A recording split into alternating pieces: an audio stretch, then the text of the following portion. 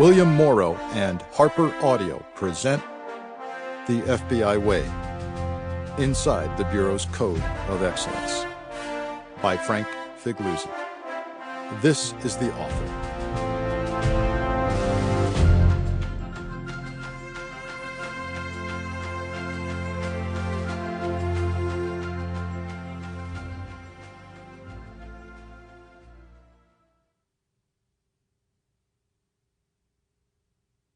To the men and women of the Federal Bureau of Investigation, past, present, and future, who preserve our values and defend our freedom. The only thing necessary for the triumph of evil is for good men to do nothing. Edmund Burke. Excellence is never an accident. It is always the result of high intention, sincere effort, and intelligent execution. It represents the wise choice of many alternatives. Choice, not chance, determines your destiny. Aristotle. Introduction. Hot wash. It was my turn to be the FBI's designated survivor. In honor, rotated among the Bureau's assistant directors. On a crisp night in January 2012, the future of the Republic seemed to rest on my shoulders and those of the designees from other agencies, dozens of us packed into a heavily fortified bunker far outside Washington, D.C., at a location I still can't reveal. Barack Obama was at the U.S. Capitol, delivering his State of the Union address, which meant that most of the president's cabinet, the justices of the Supreme Court, and members of the Senate and House of Representatives were in the chamber too, but not us. Joining me at the undisclosed location were a cabinet secretary, staffers from both the House and Senate, and a handful of buttoned-down, middle-aged officials from key federal agencies. The idea goes back to the jittery days of the early Cold War.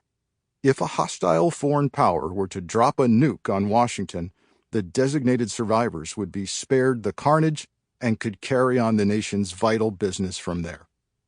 We were Noah's Ark for the nuclear age, America's last, best, desperate hope, however remote the threat of Armageddon might have been. Odd as it may sound, the seeds of this book were planted in that bunker.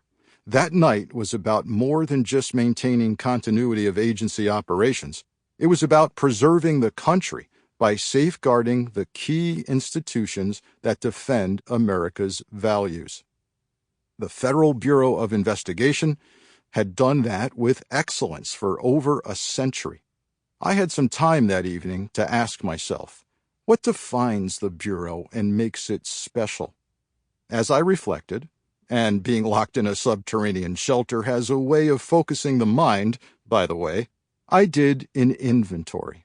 I concluded that the FBI maintained its exceptional record of performance not because of its budgets, technology, weapons, or any other external factor, but rather because it had developed and instilled an organizational code that demanded internal excellence at all times from everyone.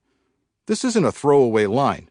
When I say we held ourselves to the highest standards, it's because I know we policed our internal behavior with the same zeal we famously applied to hunting killers, thieves, and spies. Buildings could be reconstructed, leaders replaced, but what was essential and unchanging about the Bureau was the extraordinary practice of excellence that was instilled in agents from the moment they entered the academy. I call it the FBI way. I had no idea how good we had it back then in the bunker. In those simpler days, we knew who our enemies were, criminals at home and hostile powers abroad. The world was neatly divided between us and them, and no one had any doubt who the good guys were. Sample complete. Ready to continue?